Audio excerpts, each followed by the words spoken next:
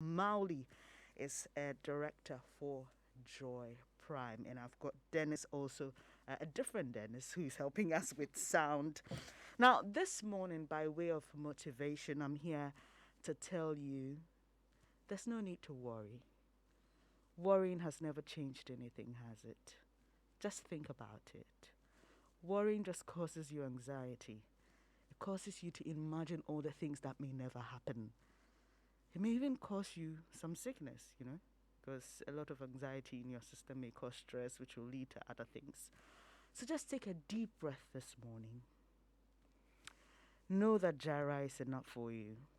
Know that you're strong enough to handle anything that comes your way.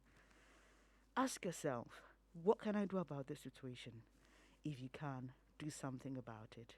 If you can't, like I said, just take a deep breath and trust your God to show up for you. This is Home Affairs, making homes out of houses. And yes, we've been doing that since we started this program. In the past few weeks, we've been focusing on family health. We looked at men's health, women's health. Today, you're going to look at the children's health. Yes, I know that excites a lot of you because sometimes, especially if you have a child who cannot express themselves, who hasn't yet reached that age, it can be really frustrating when you have to figure out what's happening to my child. So today we've got all the time, hopefully, to answer all your questions. And Dr. Sarah Mordrey will be helping us do that this morning. And well, before I get into your questions, I've got a few messages for you, really important ones. So just indulge me while I share those messages, and then we'll have Dr. Wadui and then your questions as well. Before I bring you those important messages, though, just take the number down if you're not familiar with it, so you can start sending in your questions focused on children's health. The number is 0302 216541. That's the number to call later when we open the phone line, 0302 216541. The WhatsApp line is 055 1111997. Let me take it again, 055 1111997. Now to the messages. Journeys and Multimedia Group are supported by Toyota Ghana Company Limited. Toyota, superior quality. Avoid all distractions. Keep both eyes on the road and hands on the steering wheel. We need you alive. That's how to ensure your safe arrival. And Home Affairs is brought to you by Korba Payment App. Korba, our lives simplified. Unga, Mama's Helping Hand. Kel Kids toothpaste for children between 2 to 6 years. A product from Samara Company Limited. Kel Kids, happy smile. And your superstation, Joy 99.7 FM, will be off air from 8 a.m. to 5 p.m. on Sunday, that's tomorrow, to allow for maintenance works in order for us to serve you better. The news and your favorite talk show, Ultimate Health, will be live on our Facebook and YouTube pages at Joy 99.7. We apologize sincerely for every inconvenience this critical activity may cause you, our cherished audience. We are back on air at 5 p.m. with the rest of our programs for the day. Thank you, Joy 99.7 FM Radio, for discerning listeners. And do you know about the new Delicious? Oh yes, Ongalicious is the new Delicious. Create those amazing moments with your favorite Onga seasoning. No matter your cooking experience, Onga is a delight to make great tasting meals in every home. And like I said, I know at this time, great tasting meals are already being made in many homes. Onga is convenient to use and bring out that great taste and aroma in your meals. Let's toast to the new Onga chicken tablet with superior taste and comfort and aroma for all your chicken meals. Mama's Helping Hand, Onga, proudly Ghanaian. And everyone can use Koba. It's got a payment channel for the big bosses, the market woman, the mechanic, the cocoa seller, and the small shop owner. Sit back, relax, and simply pay for your Old Students Association dues and contributions, transfer dues or funds across all bank accounts or mobile money wallets, top up airtime and data, pay your insurance, TV subscription, utility bills, pay school fees, or even pay for your wachi. Do all these and more on Koba and get a free life insurance cover with Prudential Life whilst you transact business on Koba. Use Koba and enjoy life's little pleasures. Download Koba on Play Store, App Store, access via the WhatsApp channel 0242 426 186, or just dial star 365 hash and follow the prompts. Koba, our lives simplified. Now, have you heard or seen the power of aid tours? Well, Adansi Travels, as part of its 8th anniversary, is offering this mouth-watering deal to the capital of Africa, Addis Ababa, and continue the fun in Dubai, all for only 8,000 cedis. 8,000 cedis. In Addis, you'll have fun at the Entoto Mountain Park, enjoy traditional Ethiopian coffee ceremony, and spend the night at the magnificent Skylight Hotel. Onward to Dubai, the glamour and live performance from Kwame Eugene at Dubai Desert will mesmerize you. For only 8,000 cities, you can be part of this historic Power of 8 trip to Addis and Dubai with your flight on Ethiopian Airlines, Dubai visa, 4 to 5-star luxury hotel tours, and travel insurance all covered. Note that the 8 to 15 August deal just sold out. Available spot is now 10th to the 17th of August, and that's selling very fast. So book your spot at www.dancetravels.com or call 059 5500 817 to book. Feel life's beauty with a Dancy. Well, I'm done with those important messages. Thank you so much for for indulging me. And let's just get straight into your questions. And we start off by introducing Dr. Sarah Mordrey, who's at the Kolebu Teaching Hospital. Hello, Doc. Good morning. Thank you so much for showing up. And hopefully our audience will get some good stuff from you. Thank you so much for joining us. So let's start off with this question, yeah? How can I tell if my child has food allergies, Doc? If your child has food allergies, you are going to find that when he or she eats certain foods, there's an unusual reaction to them. So these reactions can be in the form of a rash. It can be in the form of difficulty breathing. Okay. Sometimes they have diarrhea, and then they pass stools and there's some blood in it. They may vomit what they eat. And generally, they may feel unwell. So you know that your child has a food allergy. Does it have to happen more than once for me to say my child is allergic to this food? Definitely, because there are other things that could look like food allergy. So you need to observe that anytime your child takes a certain food, there's this unusual reaction to the food, because before you can say that it's a food allergy. Your child can eat something and vomit or feel unwell because of food poisoning or contaminated food. Yeah. So it needs to be, you need to observe a pattern that whenever your child eats this particular food, this happens to him or her. Doc, I find that in this part of the world, sometimes people take the issue of food allergies quite casually. Is it an issue to take seriously? Can food allergies be deadly? I guess, as you say, we take it casually because there is not such a big issue here as it is in the West. But nowadays, we know that those the diseases that are associated with allergic components are increasing nowadays. Yes, it didn't used to be so. It comes in association with asthma, which we also know that is on the rise. So that may be why it is taken casually. But yes, it could be fatal. You can eat a food that you're allergic to, and then as part of the manifestations of the allergy, your child finds it difficult to breathe because the airway is swollen. The airway may get so swollen that it's difficult for air to go in or out, and that can be fatal to the child. But then I guess it's just because we are not as used to it as in the West. But these days, diseases with allergic components are on the rise. Interesting. So we got a question. Someone is just sending in a question, a lot more of your questions. But Doc, let me find out from you on this particular one. How can I tell if my baby has an ear infection? If your baby has an ear infection, and ear infections are very common in the childhood, toddler ages. Okay. If your baby has an ear infection,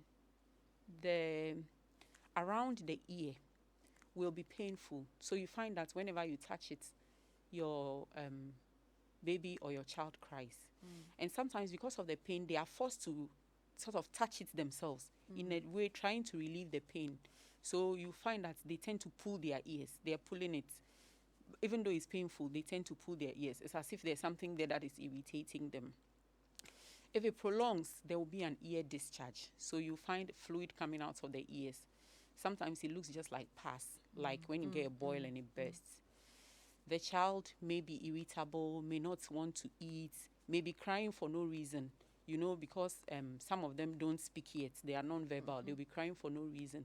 And they may have a temperature. So usually it's the temperature and the ear, the pulling of the ear, that will draw the attention of the parents that something is happening to the child's ear. But sometimes it's just a fever, and then they come, when you look in the ear, then you find that there's an infection there. What may cause an ear infection in a baby? So basically it has more to do with them just being babies, Okay. They are prone to cold and cough at that age. Just being babies, because their immune system is not as mature. They haven't encountered all these viruses that at this age we have encountered already. So the next time we meet them, we don't fall so ill. So it may be the first time they are encountering it. Has to do with their immune system, which is not so mature. And then also the way, again, has to do with their growth, their size at that time. Okay. So there are some differences in the way our ears are, our grown-up ears are, compared to those of children. And those are the things that make them prone to getting ear infections. And sometimes too, parents are overzealous. They feel that your ear must be very, very clean. So anytime after a bath, then they put in cotton buds, trying to remove anything that may be there. Yes, that will also lead your child to have ear infections. So, I mean, you can clean like the external ear, but when you put something inside the ear canal, and then, sometimes some of them actually go and hit the eardrum. Then you are cleaning because you want it to be so clean. That will also may also give your child an ear Doc, infection. I'm loving this conversation already. I mean, I can't wait to get more of the questions, and they're coming in very thick and fast. And let me just say that if you just tuned in, this is Home Affairs, where we make homes out of houses. And today we are focusing on children's health. And for many of you who've been following the show, you know that we've been doing men's health, women's health. It's now time for children. Don't be quick to, say, oh, okay, children, I don't have a child, so this doesn't concern me. The thing about children is you never know where you may show up. Like we've just discussed with Dr. issue of allergies. You may be at a party, you may observe something in a friend's child. So, children are all around us, so it doesn't matter who you are. Yeah, this is information that will help all of us. So, Doc, let me take this question, and it's coming from someone listening to us from Liberia. Thank you so much. Says, thanks for the show. What causes infant ear deformities? Can there be an operation to fix the problem? Infant ear deformities, I would group them together with infant deformities. So those are deformities that you are born with. We call them congenital, but it simply means that you were born with it. The causes may be genetic. So it may be like how sort of you are wired. Yes, it may be genetic. It's like the inside, the tiniest bits of your being, that sort of thing. So it may be genetic, or it may be something that happened in the womb. So something that happened in the womb could be an infection that the pregnant mother had. It could be substances that the mother took, drugs or alcohol or other things that the mother took. And it may be related to, we know that smoking is toxic to or affects the baby that is in the womb. Yeah, so those are the things that may cause ear deformities. Or it may be just an ear deformity, or it may come with other deformities. So when it comes with other deformities, that's a syndrome. And those ones are usually more difficult because it's not only the ear, there are other things that are also affected. They may have deformities or other problems. Yeah. So whether you can fix it with an operation or a surgery depends on the kind that it is. Okay. Yes. For instance, if you have a deformity where there is no ear, the way you are going to handle it is going to be different from if the ear is small. And then it depends on, like I said, it may be just an isolated ear deformity, or it may be part of so many things. We put it together as a syndrome. So then if it's a syndrome, if it's a syndrome, you are going to take a lot more things into consideration when you are considering whether to repair it. So the answer is that it's what kind of ear deformity, and is it only an ear deformity, or there are other things associated with it? All right. So this is a very interesting question. Someone's child is 6 years, and she's wondering how much sleep that child should be getting for their age. Okay. The reason this is difficult is because at every age or age range, the sleep requirements are different. Okay. So babies will sleep a lot more than if it's a toddler, and then than if it's a school age child. My guess should be that the child should be getting about 9 hours of sleep. Yes, on average, that's a guess. So even though I'm not able to answer it quite specifically, it's a good question, because children should get a lot of sleep. When they sleep, a lot of things happen. Their brain grows, their body is repaired. They tend to do better in school because then they don't go to school tired. And because they sleep well, it has a way of protecting them against obesity, which will come with other diseases like hypertension, diabetes, those sort of things. So children should get a lot of sleep. It's a problem when they spend a lot of time, say, watching TV in the night and so on, and then they don't go to bed early because the next day they are going to wake up tired. So sleep is good. It helps if in the home there is like a bedtime routine. At this time, you should go to bed. Let's say it's 8 p.m. It must be 8 p.m. all the time. Even on weekends and vacations, it must be 8 p.m.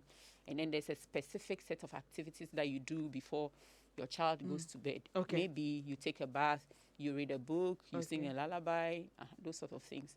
And then they have a good sleep. So it should be something that tells the child, be getting ready to sleep. Children sort of just thrive on routine, Okay. and then those who find it difficult to sleep, maybe it's because it's always varying. Whatever they do in the night is always varying. But if there's a set of activities, by the time you get to the first, second activity, you're in the mood. You know that it is going to be bedtime. Yes. All right. Doc, let me quickly ask this.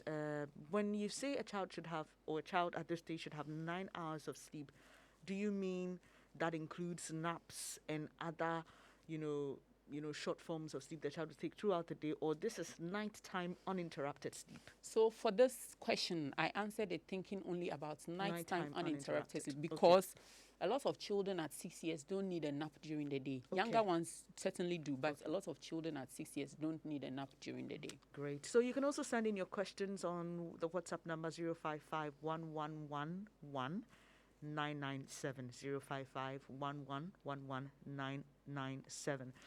I'll take this one. It says, what does a healthy stool look like in toddlers? Stool is different across the ages, especially from newborn through infancy to toddlerhood. But a toddler stool should look like an adult stool, because our diet is similar, sort of, yes. So a toddler stool should look like an adult stool. It should be formed.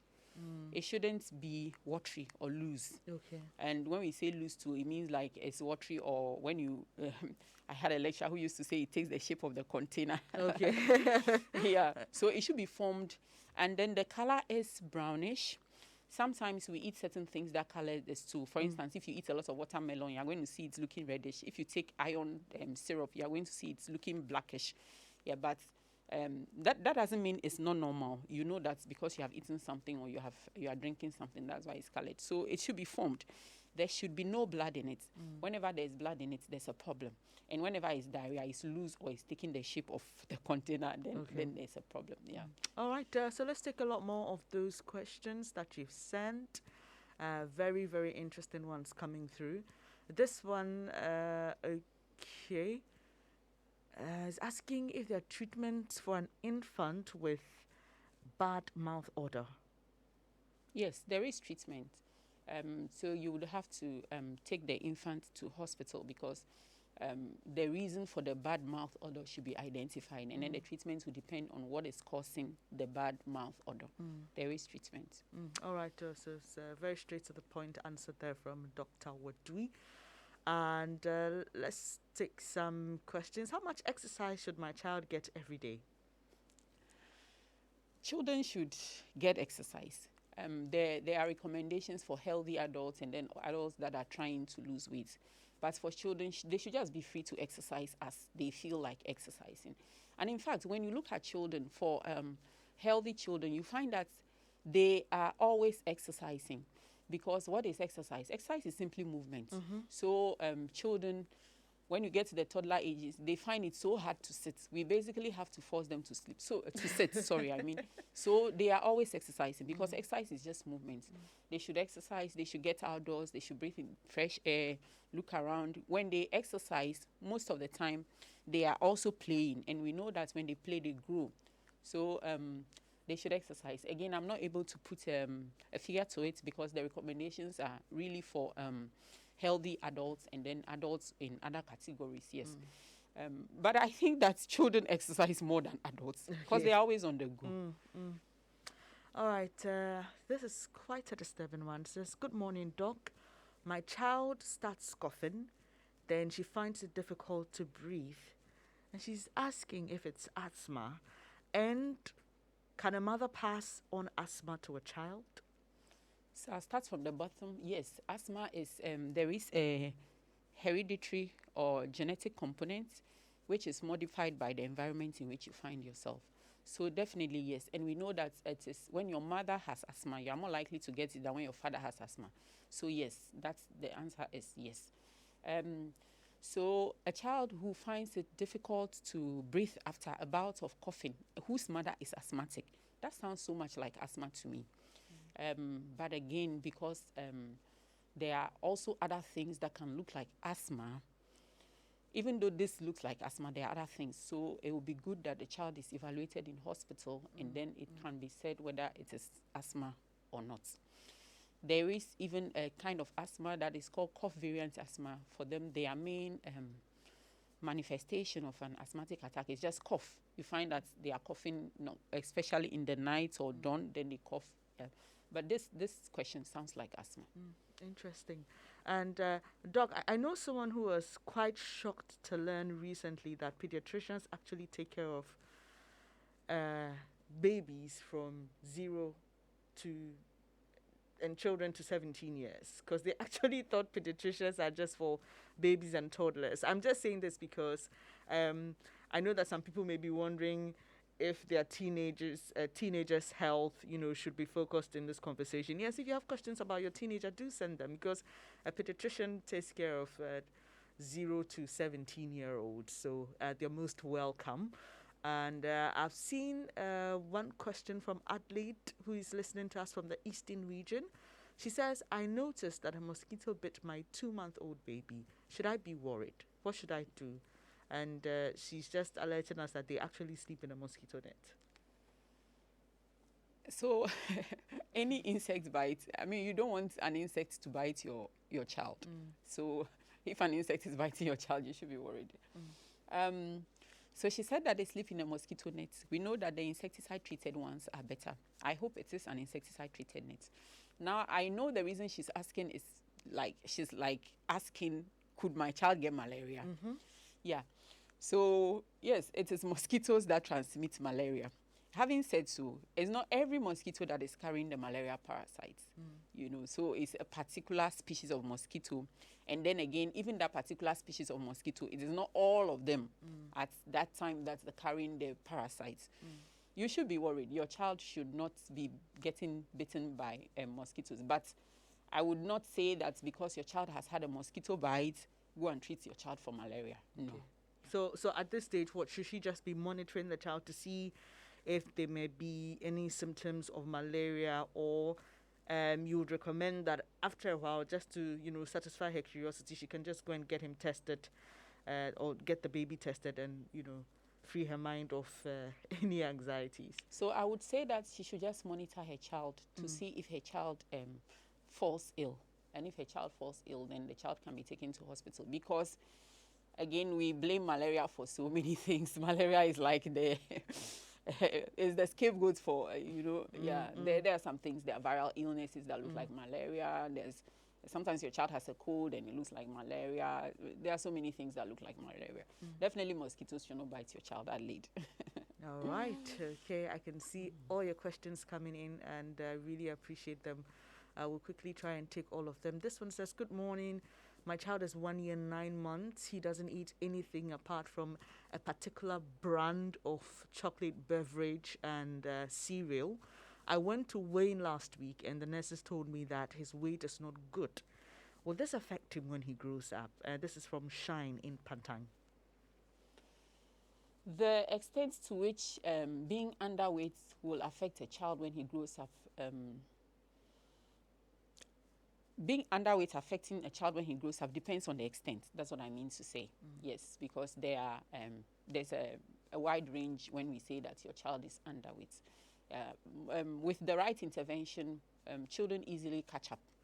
Especially, this sounds like a very concerned parent. So it's a parent who would hopefully follow through with interventions. So when the nurses tell you that the weight is not good, what should happen next is that you are referred for intervention.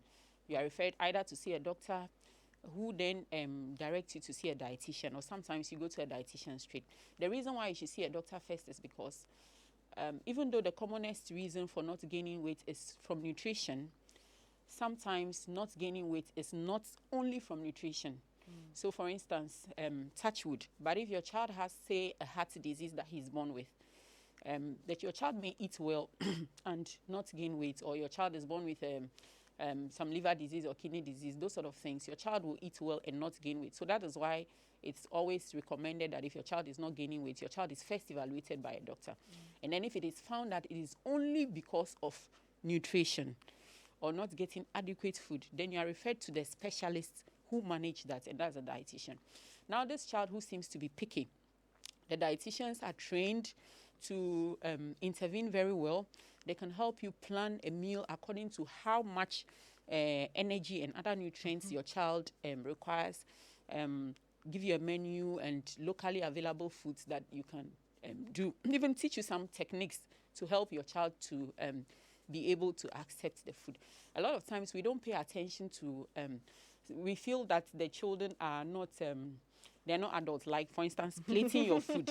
You know, in what container is the food coming in? Is it attractive?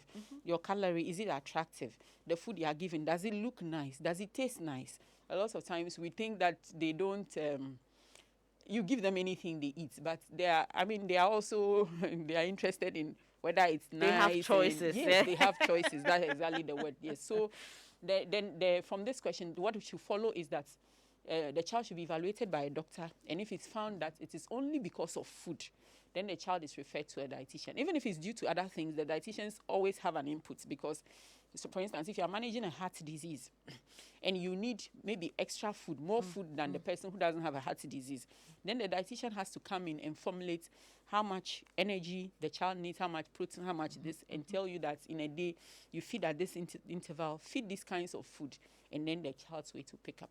All right. Wow, I see a lot of questions on my account. So thank you all so much for bringing your questions in. This one says, "I realized my baby of 12 months had some rashes all over her just after giving her cereal containing wheat. It didn't itch, but she was very fine. Does it mean I shouldn't give her wheat again? Please advise me on the right cereals for her." And then she adds that she doesn't sleep well too, no matter how fully fed she is. She'll still wake up to take breast milk. Okay, so I'm just struggling to see the age. How old? 12 months. Okay, a 12-month old. Okay, I'll start from the bottom. A 12-month-old baby should ideally still be breastfeeding. So it's okay that the child wakes up to take breast milk. We advise that you breastfeed until the baby or the child is 2 years at least. You know, so your child can even be 3 years and still be breastfeeding. So you do exclusive breastfeeding till 6 months, and then you add on the complementary feeding until 2 years before you stop breastfeeding. So it's okay if a child at 2 months is still waking up to take breast milk. 12 months. Sometimes it is at 12 months, sorry. Sometimes it is just when you're breastfeeding, it assures them that you are there. And then sometimes some of them wake up in the night, especially those ones that are having what we call separation anxiety. They wake up and they are like, is my mama there?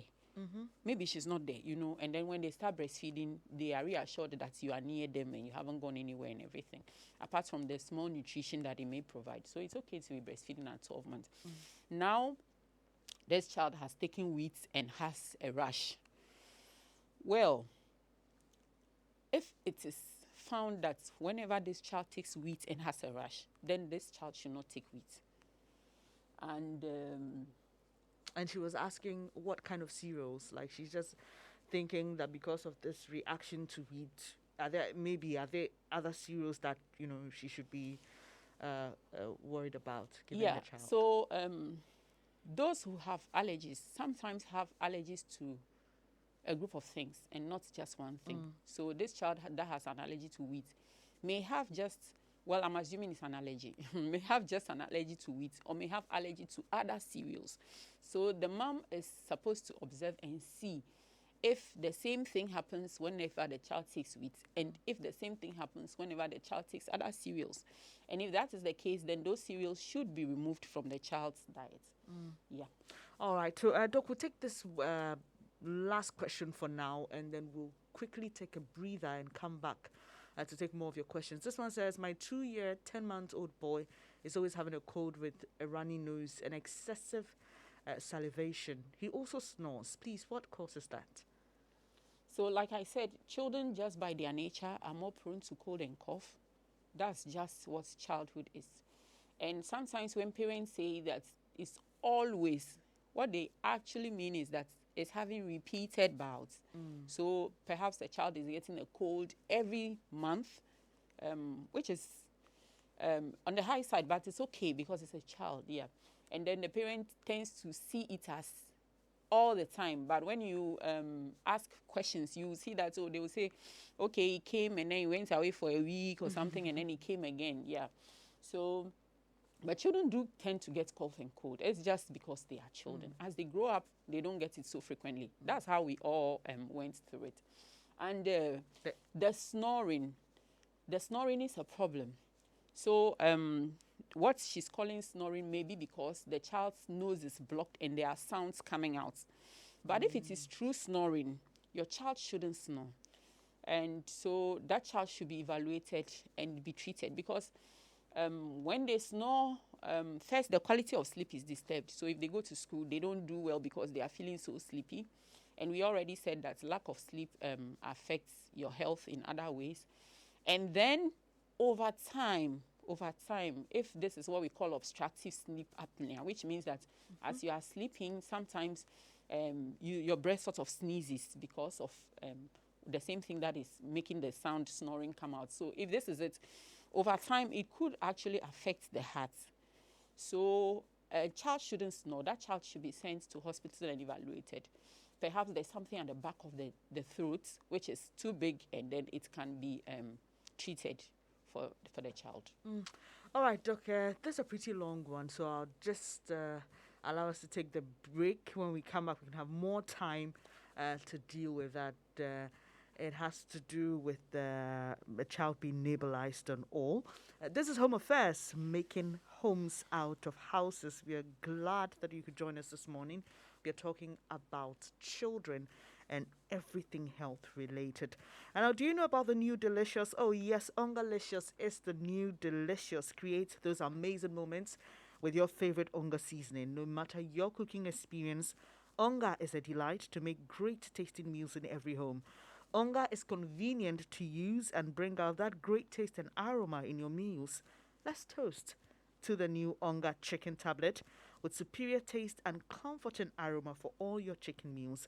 Mama's helping hand, Onga, proudly Ghanaian. Do stay with us. We've got more right after these.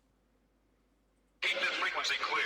99.7. Your superstation Joy 99.7 FM will be off air from 8 a.m. to 5 p.m. on Sunday to allow for maintenance works in order for us to serve you better. The news and your favorite talk show, The Ultimate Health, will be live on our Facebook and YouTube pages at Joy 99.7. We apologize for every inconvenience this critical activity might cause you, our cherished audiences. We are back on air at 5 p.m. with the rest of our programs for the day. Thank you. Joy 99.7 FM, radio for discerning listeners. Joy 99.7 FM.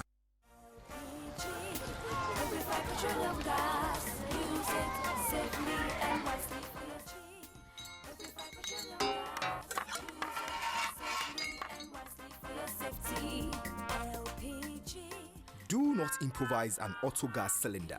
Make sure the auto gas cylinder is properly installed by a qualified technician. Always keep a fire extinguisher handy. In case of a fire, stand at a safe distance and attack the base of the flames. Avoid decanting LPG from one cylinder to the other. Domestic transfer of LPG should be avoided. Cars fitted with auto gas cylinders should be filled at the appropriate filling stations. A message from the National Petroleum Authority.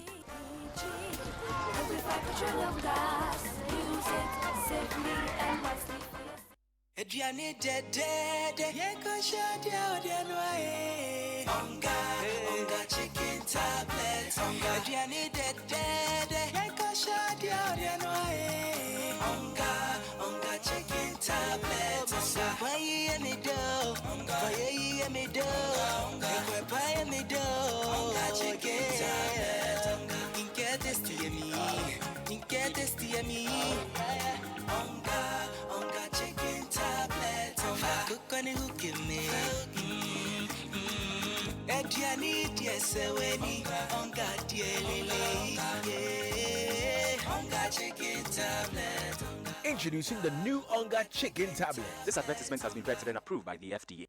Ophebia, did you brush your teeth before eating? No, Mommy. Anytime I use Daddy's toothpaste, I get bruises in my mouth and sometimes I feel like vomiting.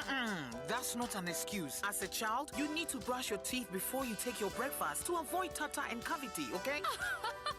And you, why are you laughing at your sister? Have you brushed your teeth? Yes, Mom. I used the Kel Kids toothpaste you brought yesterday to brush my teeth. Well done, darling. Kel Kids toothpaste is made for kids like you from 2 years to 6 years. It was so sweet like strawberry. I even wanted to eat it, Mom. No, you can't eat it. It's toothpaste, not toffee, okay?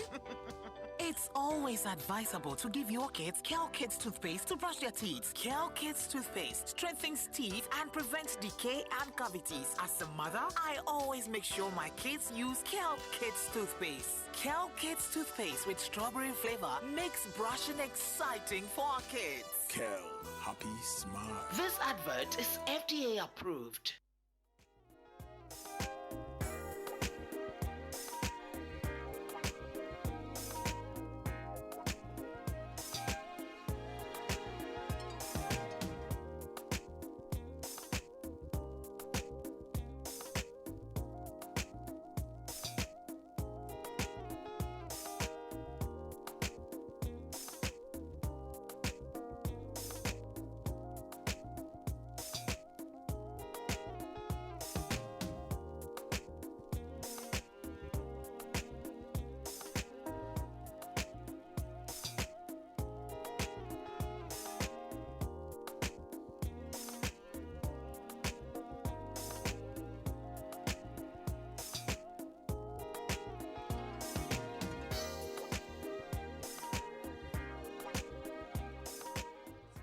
Here on Joy 99.7 FM and on Joy Prime, also live on our Facebook page, Joy 99.7 FM. Today we are talking children's health. You've been sending in your questions. Dr. Wadri has been answering them beautifully, and many more questions are coming through. We'll just take them quickly so we don't run out of time. I pray we'll be able to exhaust everything. So, Doc, this one is from Ni. He says, my son is in Montessori. The school was doing some renovations, and after my boy came home, he couldn't breathe. It became a problem. And he says, anytime this happens, we take him to the hospital. He gets nebulized. He's treated for malaria and chest pains. And anytime he complains of chest pains, we also send him. His blood is tested, and he's treated for malaria. Now, we also treat him for malaria anytime he complains. We hope he's not having asthma.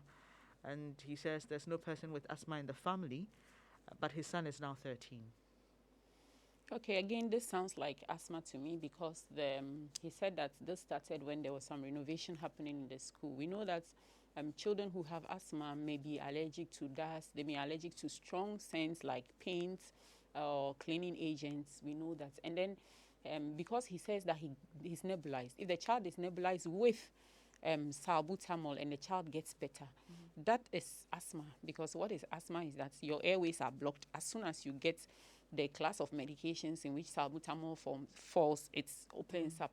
So this sounds like asthma to me. And the chest pain, for a lot of children, when they get asthma, when they can't breathe, children are a bit poor at localizing or expressing their pain or expressing whatever it is that is happening to them. So some of them, their asthma manifestation is chest pain, and then they can't breathe. So this sounds like asthma to me.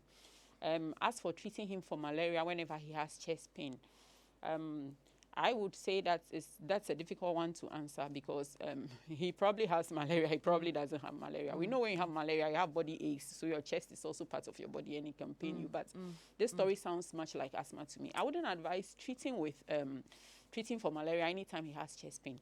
I would advise taking him to hospital. But now he needs to ask his doctors some questions. Yes, because if it's asthma, every asthmatic needs an inhaler. So that when you have an attack, you can do something at home. It may go or it may not go, and then you need to go to hospital, aside your regular follow-up. But for emergencies, you should be able to do something at home. So he needs to ask his doctor some questions. If it is asthma, then what should be done is that there should be a plan. What do I do when my child has these symptoms? And then that is done for the child as an emergency at home. Because, you know, the thing about asthma is that you could be having mild asthma. One day you will get a very severe attack. And that can be touched with life-threatening. So every asthmatic needs to have an inhaler, needs to have something they can do at home when there is an attack. Okay. All right, okay. So this one is from a different listener, but it's a follow-up to this. Can asthma in children be cured? So some children may outgrow asthma in the sense that we said that asthma is an interplay between your genes and your environment. You see, so if whatever is causing the asthma is removed from your environment, it could be that you won't get attacks again because the trigger is no more in your environment. So that child may now have frequent or no attacks at all.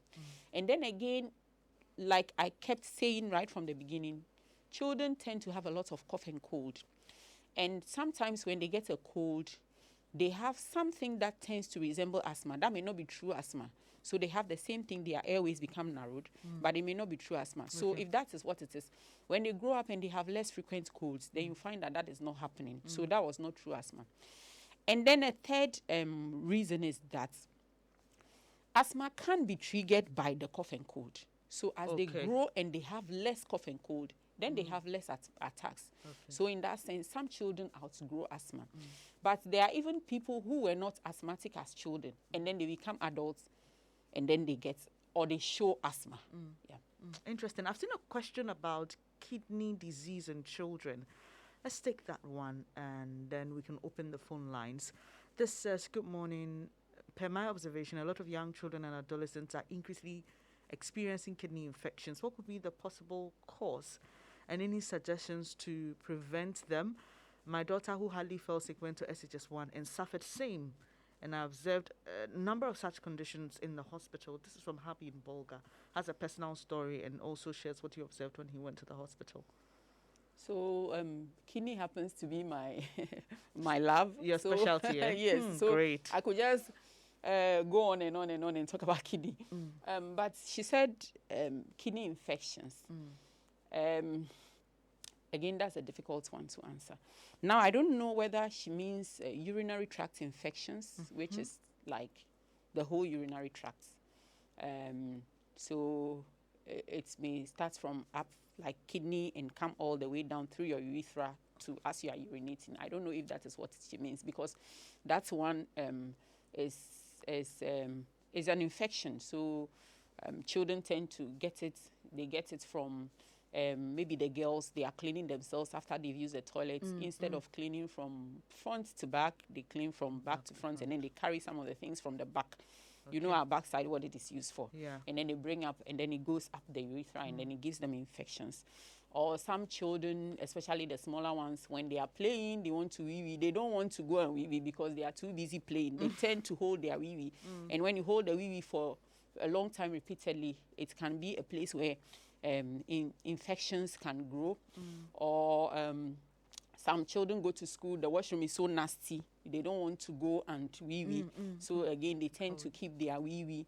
Or an infection somewhere else in the body can spread through the body and then go and affect the kidneys and the urinary tract. So that is one. Now, when you come to the kidney itself, we have some children who are born with anomalies of the kidney. That's how they are born. So that group is there. And then we have some of these anomalies that can lead to what we call chronic kidney disease. So that group is also there. And then we have some people who have acute kidney injury. So you can get acute kidney injury from any infection anywhere in your body, and then it can go and affect the kidney. You can get it in our environment notoriously from malaria. So children get malaria, and because they are children, they tend to have severe malaria as compared to adults. So you get malaria, you get severe malaria, and then as part of the manifestations of the severe malaria, your kidney is affected and you get a kidney injury. Or because in malaria, you tend to break down your red blood cells. When you break them down, whatever is the waste products can go and affect the kidney. Or again, in our environment, we have children who have sickle cell disease. They also tend to break down their blood fast. And then the waste from the breaking of the blood can go and affect the kidney. I told you kidney, I can go on and on. I know, right? But then we also have people who lack G6PD. And G6PD deficiency is common wherever malaria is common. They also, when they are exposed to certain medications or infection, they break down their blood. This is called hemolysis. They break down their blood, then they get jaundice, their eyes are yellow. But then the waste products also goes to affect the kidney. So what we are seeing is that acute kidney injury is increasing. The incidence is increasing. It's also probably because now we go to hospital more, or maybe now our data collection is better, but it's increasing. And then acute kidney injury, if you don't manage it well, can result in a chronic kidney disease where later on in life, the child may need a dialysis or may need a new kidney and all that. Yes, it's increasing. Infections are increasing. Acute kidney is increasing. Acute kidney injury is increasing. And that means that chronic kidney disease will also increase, because some of the acute kidney injury will actually go and give chronic kidney disease. I just lumped everything together and sort of spoke about them. Okay, so like Doc says, I mean, like, she does so many things, and this is her specialty, but she also runs an organization, Baby Child & Co., and you can find them on the internet. They do a lot of writing, blogging. You can even sign up for some emails and news. Parenting club. Parenting clubs and all. We have a forum, a community forum where you can just join and ask whatever questions you want to ask. Okay. The other parents can answer it for you, or we can answer it for you. You can just share parenting tips. So it's babychildandco.com, which that's our website, our blog. And then you can also find us on YouTube, because we use videos as well to complement what we do. Yes. All right. So quickly, we'll be taking just one last question from our WhatsApp console. Then you can call us on 0302. I'll bring you that shortly. 0302216541. Let me take it again. 0302216541. And call in with your questions. But there's this one, Doc, that says, thank you for your effort to educate us. My son, who is 13 years, recently we discovered that he had one testis. And, he was operated, but after that, the doctor referred my son to undergo MRI scan. After the scan, the result was that the testis was not found. I want to know if there's anything else I can do for my son, though he's feeling fine. Should he go for another MRI scan to double check him? And you sent in your name. All right, we'll get that later. Sorry, there's just a bit of a technical challenge there. But Doc, an interesting question. Okay, so this is from William, who's sending us this message from Sugakofa. So I don't know whether the surgery that he had was to bring the testes down, because he said he had one testis, and whether it was that they looked for the testis, it wasn't in the scrotum, and then they brought it down. So that part is not clear to me. This question is very difficult to answer because once the person had a surgery, there's a lot of history behind it, which we are missing here, and this child needs to be isolated and evaluated as a whole. So I'm so sorry, but it's such a difficult question to answer. Okay. All right. Sorry, but would you advise? He's just asking for another MRI scan. So what I would advise first is that the child is evaluated. You see, because all these imagings we do, they are not without risks. So you can't just, or it's not a good idea to just get up and go for an imaging. The child should be evaluated. And if the doctor thinks that an MRI scan is needed again, then that is what they do. All right. Okay. I don't know where so the child is now 13. Yes. Yes. So the child needs to see the pediatric surgeons and perhaps the endocrinologist. But to start off with the pediatric surgeons, and then the child can be taken as a whole and looked at. Okay. This question, the next one is from Titi in Kufuria. He says, my 3-year-old is having frequent urination every 3 minutes since last week. I don't know, Titi, if you've been to the hospital, but he's just asking, that is not how she was. There's no history of diabetes in the family. I don't know why the issue of diabetes here, though, but Doc, over to you. So the issue of diabetes is because one of the cardinal symptoms of diabetes is that they urinate frequently. So I think that is what she must have heard, and then she was wondering that's because the child is now urinating frequently. So if the child is drinking more frequently, the child will urinate frequently. So again, history is important. But I think that this is probably a urinary tract infection, probably. Yes. So this child, like you rightly said, should be taken to hospital. Yeah.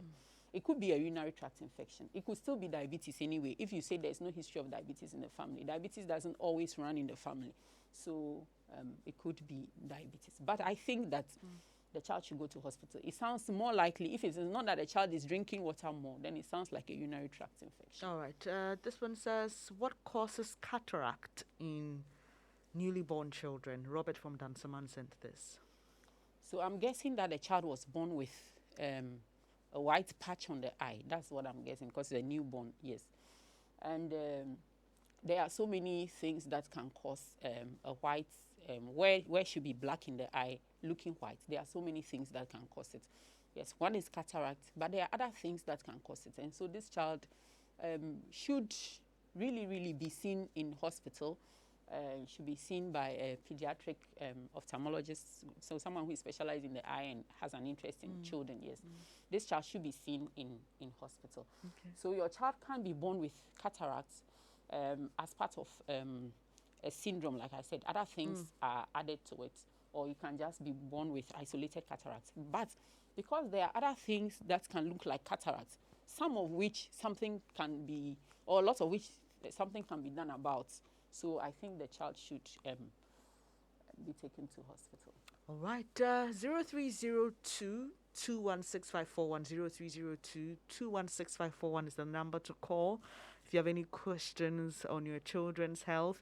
Dr. Wadu is here to answer all of them for you. Don't forget, we're looking at 0 to 17 years, so just let them come in. So let's take this one also on WhatsApp.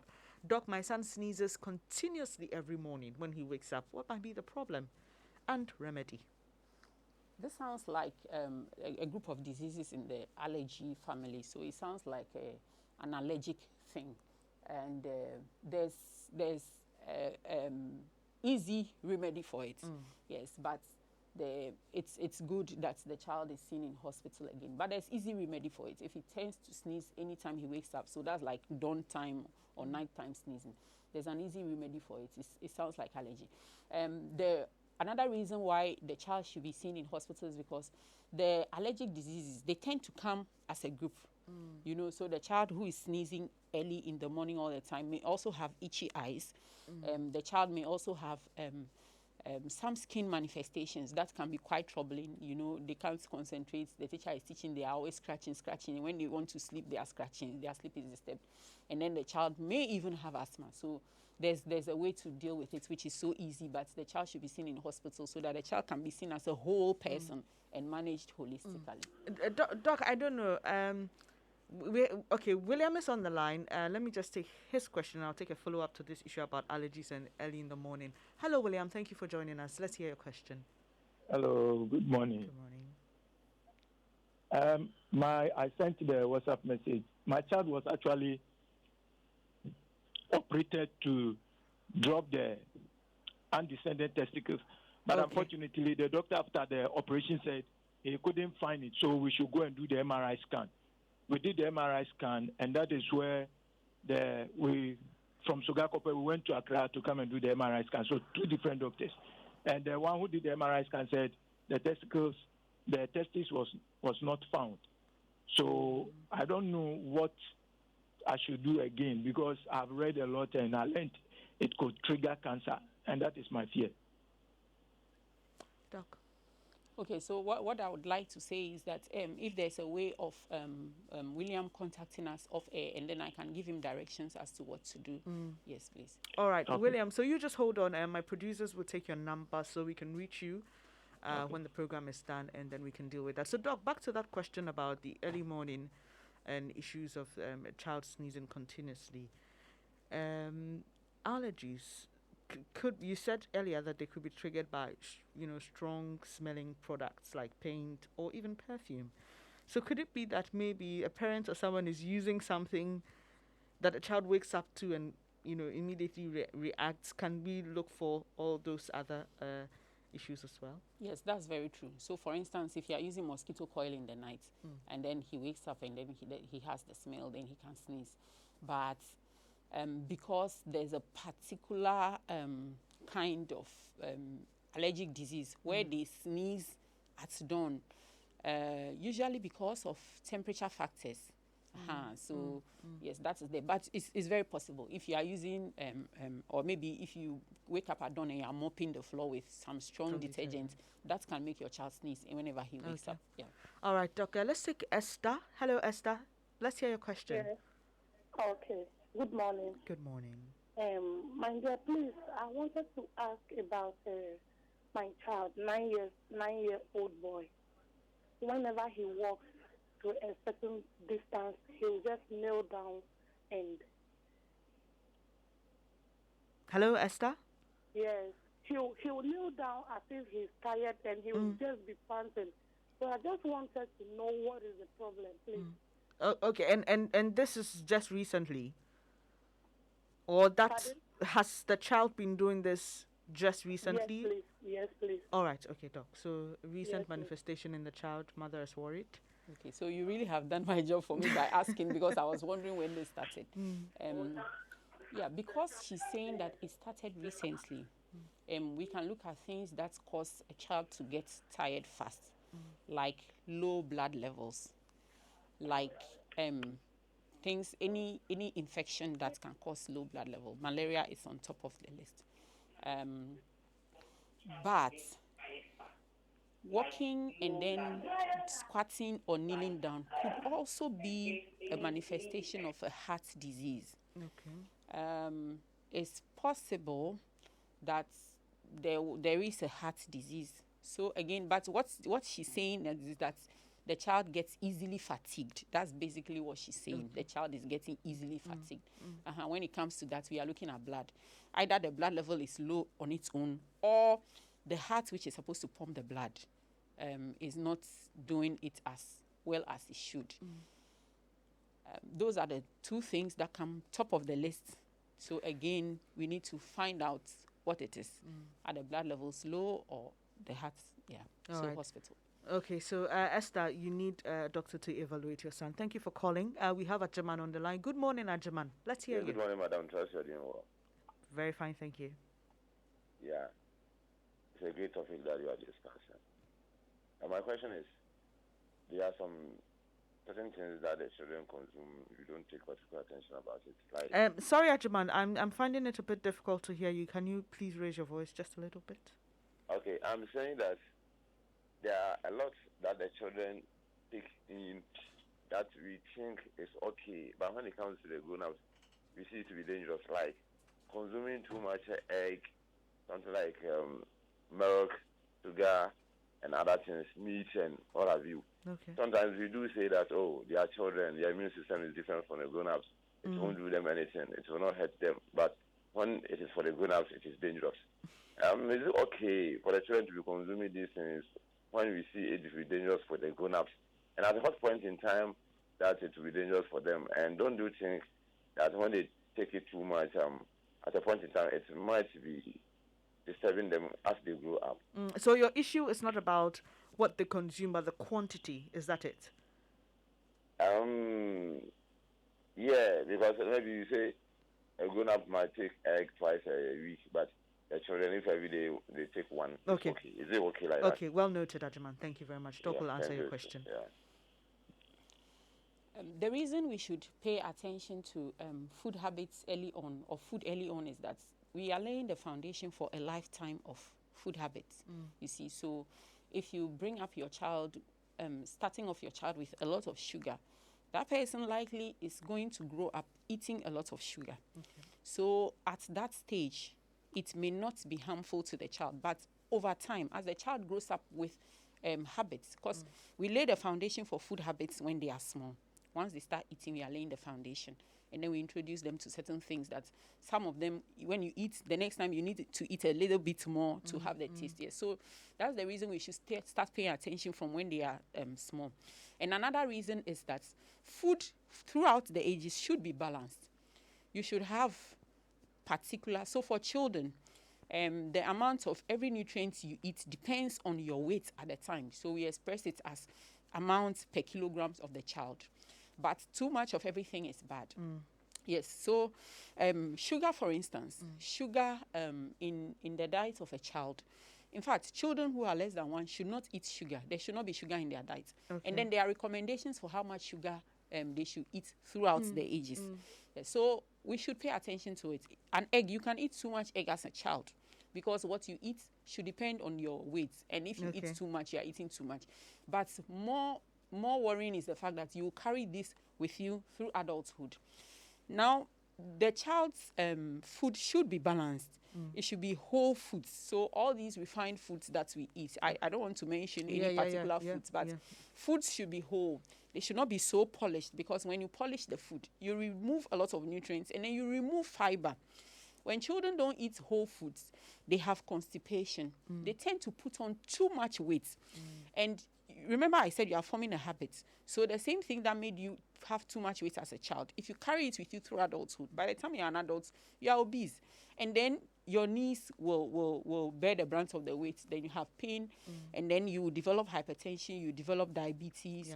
Sometimes it's even associated with asthma. And you know, children can be merciless at teasing. Then they start calling you obolo, and then it affects your self-esteem.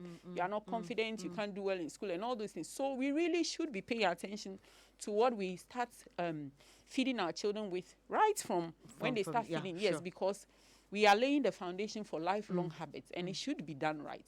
Yes. So the strict answer is that what a child needs at every age, because it depends on weights, yes, it's specified. Okay. And if you really are serious about it, you can get a dietitian to give you what the child needs. Or actually, as I'm saying, he can just contact Baby Child and Co, and then we'll sort him out. We have a dietitian that can sort All right, him Doc, out. I have a follow-up on that question, but Florence is on the line. We'll hear her question, then I'll come back to this one. Hello, Florence. Thank you so much for holding on. Let's hear your question. Hello, Florence. Well, I think we lost Florence. Okay, Doc, so the quick follow-up on that one. So sometimes some parents tend to substitute sugar with other things like sweetness and honey. You mentioned that a child under 1 should not be given sugar. Is that okay, especially honey? Is it okay for a child to take in honey? Okay, so babies under 1 again should not take honey. They should not take honey because it can give them some. It's rare, but it can be very bad. Yeah, so they should not take honey. There are some things in the spores in the honey that they shouldn't take. Yes. All right. Recently, I even interacted with someone, a specialist, a dietitian, who was even saying that they should not take it till they are 2. Okay. Yes, but I think across board, a child who is under 1 should not take honey. I found this problem sometimes when I attended adoring naming ceremony, christenings, and then the pastors tend to use honey. That one. Yes. It's another conversation for another They should not day. take honey. Now with sweetness, you see the thing with sweetness is that they give you a craving for the sweet taste. You see, and then they don't have any nutrients. It's just the taste and there is no nutrients. So if you need to substitute, especially when we are talking about children, you should look at things like dried fruits, because those ones come with, they are packed with natural nutrients. sugars. Yes, nutrients. They are they have natural sugar, so it gives a sweet taste. Okay. But then it's also packed with nutrients and fiber. All right, Doc, we have Florence back on the line. Hello, Florence. Good morning. hello. Let's hear your question. Hello. Hello, Florence. Can you hear me? Morning. Good morning. Please, I have a 9-month-old baby in the house. When I gave birth to her, she was weighing 2.9, and did you say 2.9? I realized she was having some rashes on the body. Okay. Especially on the neck. I sent her to the hospital, and they told me I should change her soaps and other things. I did that, but I realized the rashes is still coming. So I sent her back. They gave me some medications, some antibiotics, and some tropical cream to apply it on the rashes. I did. But now the rashes looks like pains, like someone has gotten burnt and it's healing, and like some kind of blisters. It has been peeling off, and it's reoccurring frequently. Okay. So now I don't even know what to do. Now it's like around the neck, the back, the buttocks, the pubic side, the perineum, like it seems like the whole body.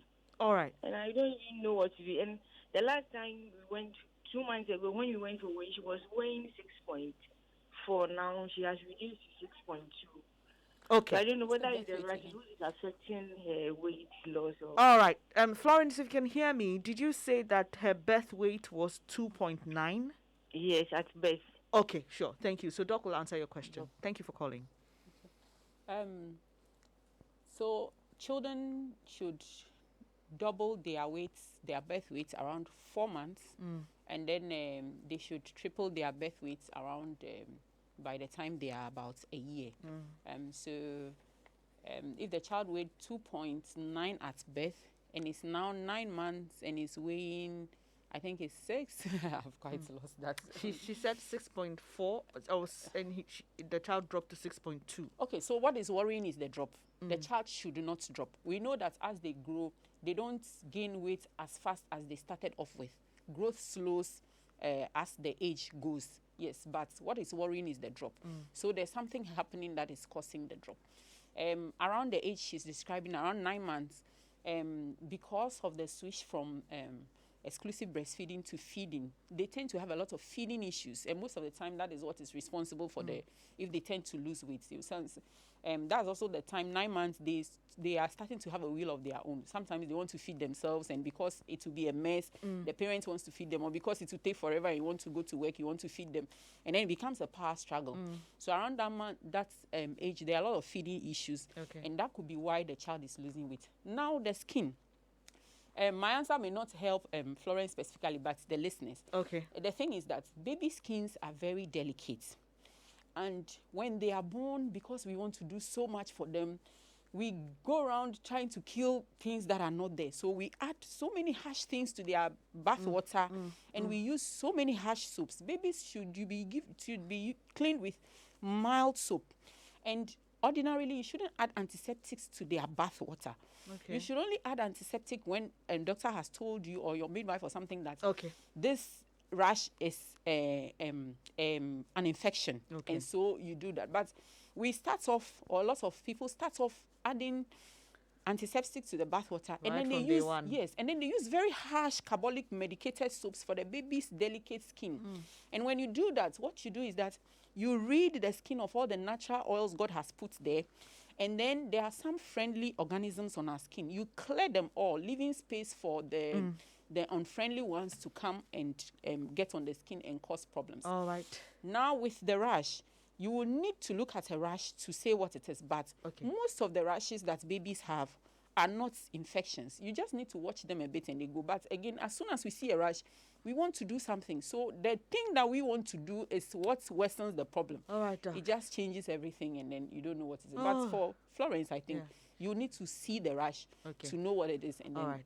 Okay. Unfortunately, we've run out of time. I've seen all your questions. Look, Dr. Mordrey, you've just been exciting, amazing. I hope we can have you next week to continue this because the questions are so many.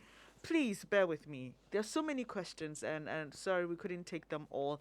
But Doc, if we can have Doc next week, we will continue definitely on the same subject and take your questions. And happy birthday to Mary Beidou. This is from your brother, Felix Beidou, Press Secretary, Ministry of Education.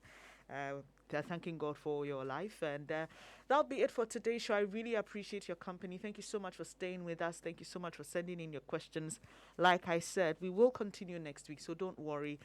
God willing, we'll bring you answers to your questions. But do stay with us here on Joy 99.7 FM. Coming up next is the Weekend City Show with your favorite three men and something to excite your morning. Thank you. I'm Bernice Abubedu Lansa, and on behalf of the team, we wish you the very best of your Saturday. Take care.